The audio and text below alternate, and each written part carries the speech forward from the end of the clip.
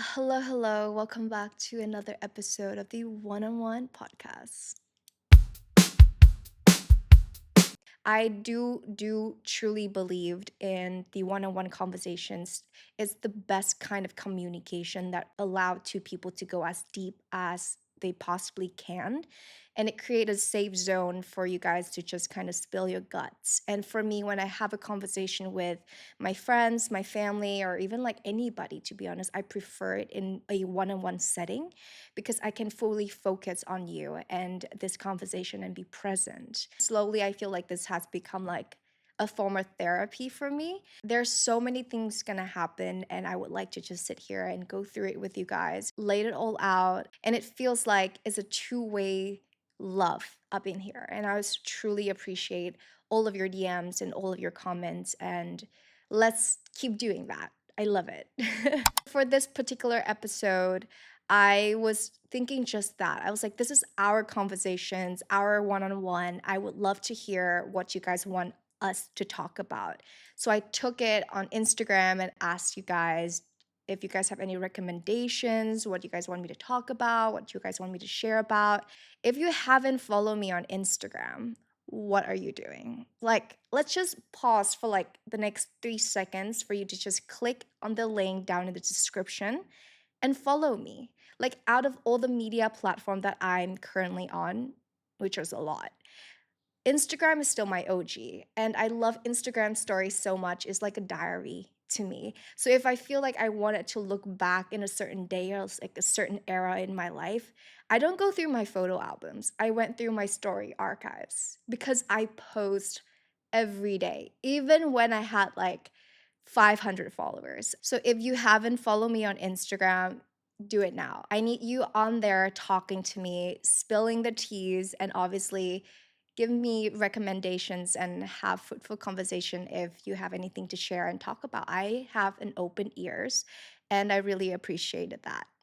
So I reached out on Instagram and asked you guys, and you guys gave me so many great recommendations. But there's one thing that really stood out to me is definitely the word confidence.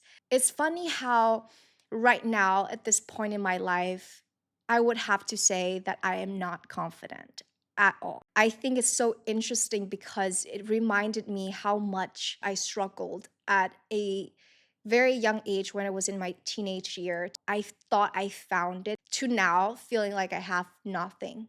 Right now, I felt like I showed up for everybody and everything else other than myself. And it scares me. Back in the day, if you're in like a system, if you take a sick leaves, everybody else can jump in, everything will work perfectly fine.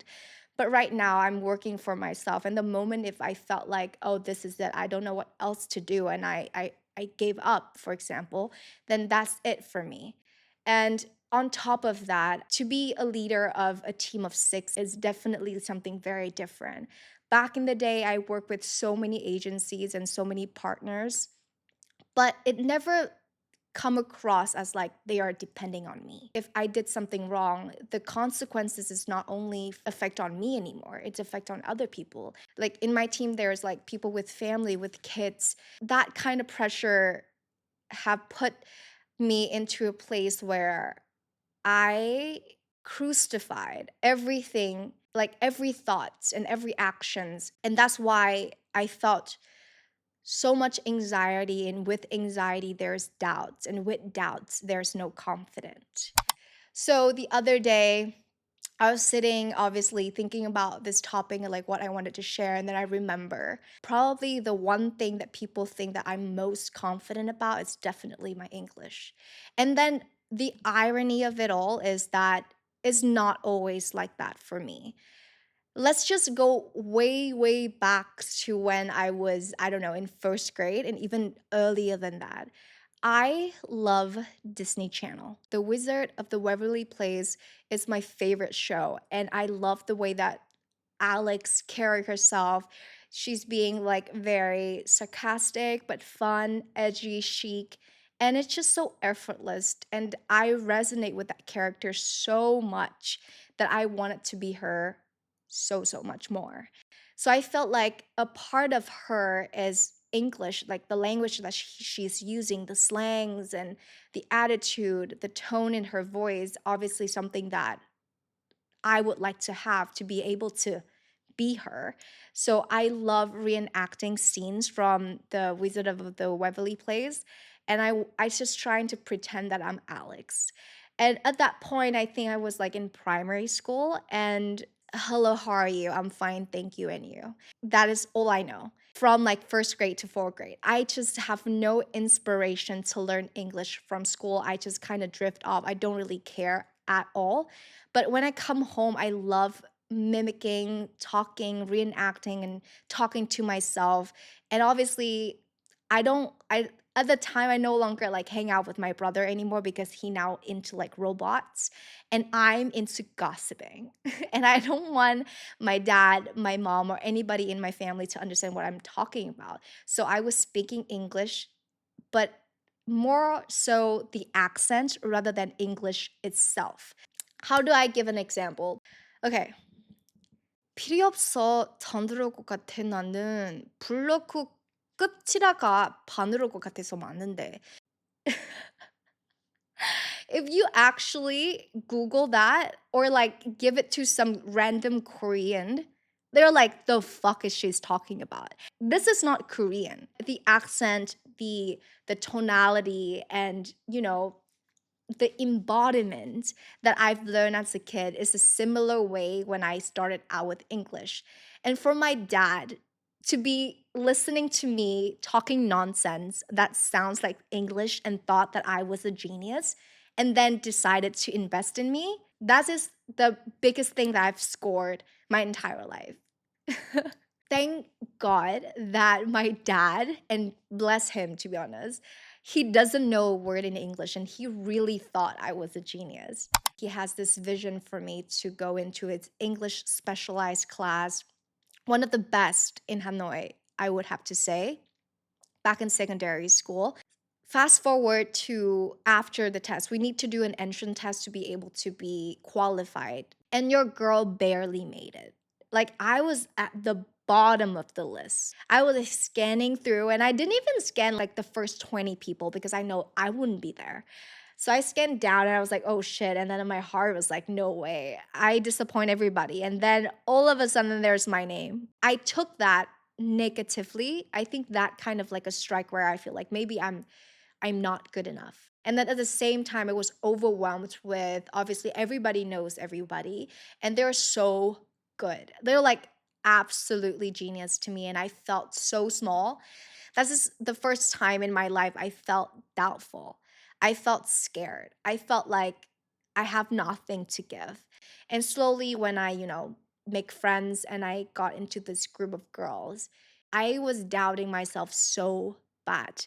And it wasn't because of me, it was my friends who are telling me that I'm not good enough.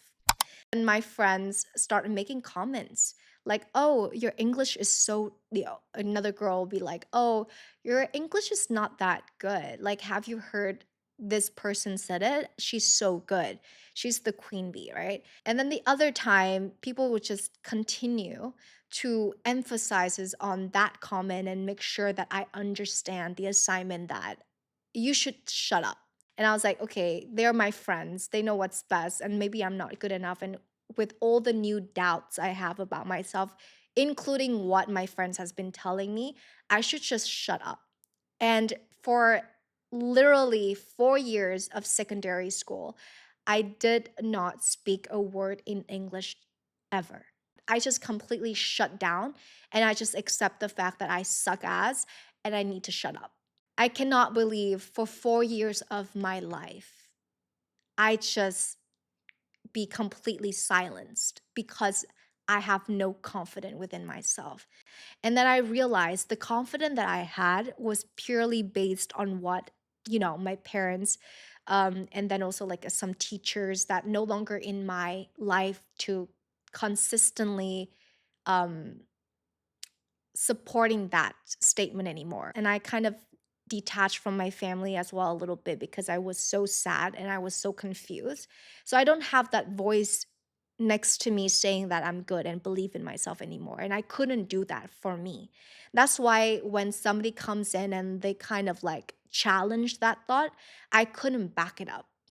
So I guess I think about this incident so many times throughout the years, but I felt like this is the first time I really draw some kind of conclusion and I understand a little bit of how confidence work. Confident is something, it's just like the same way as you see people say I love you.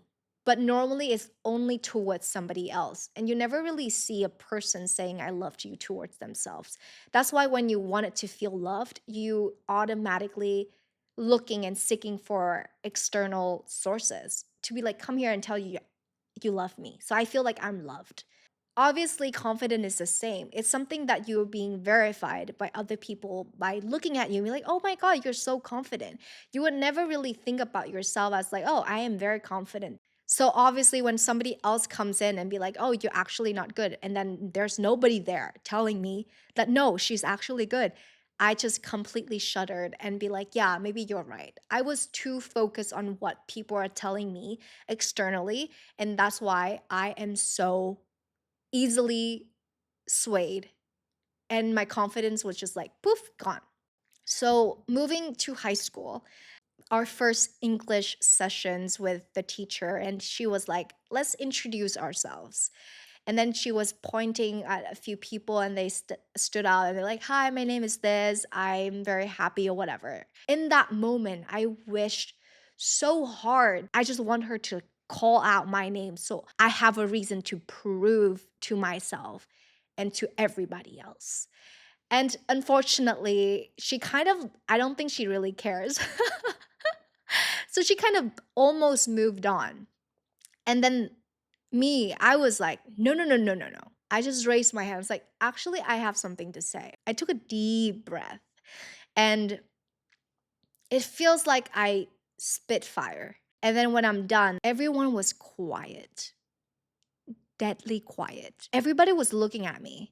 And I looked to the teacher and her mouth was like, and I was like, what is going on? Like, why is everybody is like kind of paused? What is happening right now? And then the clapping was so hard. From that moment on, I have proved to myself that my English was not or bad or not good enough compared to some random girls. Like there's no way if somebody come up to me right now and be like, "Oh, your English is bad." And I'll be like, "Oh my god. I know I'm good." Next. This is what it is. Who was I'm grateful for? Me. It has to come from you. It has to come from the fact that you earned it. You experienced something, you proved to yourself, and then you earn your stripes. And I've asked a lot of my friends, and obviously they have different kind of definition when it comes to confidence. No matter the definition, it always come from them. Like, do they know who they are? Do they feel like they are capable? Or do they feel like they understand the intention and they have their own logic and they believed in it?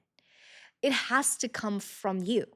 Like, there's no other tips than just go through life and prove to yourself and then earn that strike.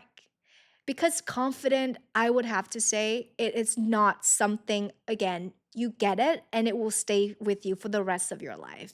With the reflection that I have with that, and to be able to sit here and talk to you guys, I came out of on the other side of the conversation having so many clarity.